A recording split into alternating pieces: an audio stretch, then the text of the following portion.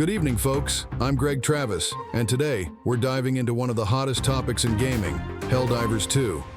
If you've been braving the battlefield, you've likely seen the Automatons. These deadly foes are proving to be the most dangerous faction yet.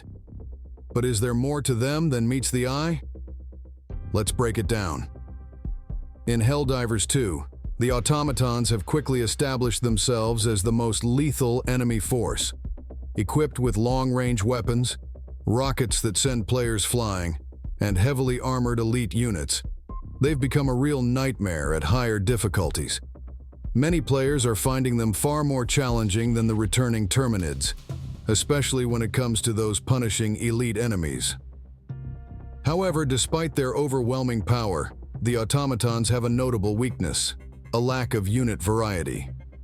This is something the developers at Arrowhead could easily fix by taking inspiration from the first Helldivers game, where we saw a broader range of enemies. And with some interesting lore connections, they've got plenty of opportunities to expand the Automatons' ranks. For new players unfamiliar with the Helldivers franchise, here's a fun fact. The Automatons are entirely new to Helldivers 2. Unlike the Terminids, they're not returning enemies from the original game. But that doesn't mean they don't have their roots in the old lore. In the first game, the Cyborgs were the closest equivalent to the Automatons. These half-human, half-machine warriors were once enslaved by Super Earth before staging a rebellion. After their defeat, they were locked away on the frozen planet Cyberstan, a planet that now happens to be the Automaton capital. Coincidence? Some fans think not. While we don't have any official confirmation, there's growing speculation among the community that the Automatons might have been created by the Cyborgs, or that the Cyborgs themselves have become the Automatons. After all, the Automatons did head straight for the Cyborg prison camp planet. It's an intriguing possibility that adds a whole new layer to the game's story and opens up some exciting potential for future expansions. So, where do we go from here? If Arrowhead wants to ramp things up, bringing back some old cyborg units from the first game could be the key.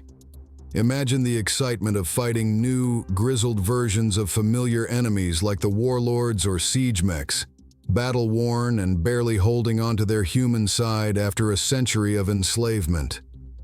Not only would this give players more enemies to face, but it would also expand the game's universe in a meaningful way. And it's not just the Cyborgs. Fans are also eagerly awaiting the return of the Illuminate faction from the first game, which has been teased in various leaks.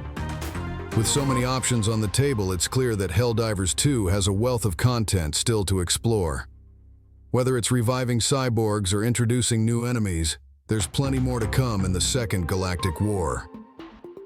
As it stands, the Automatons are a force to be reckoned with, but their future looks even more exciting with the potential for old foes to reappear.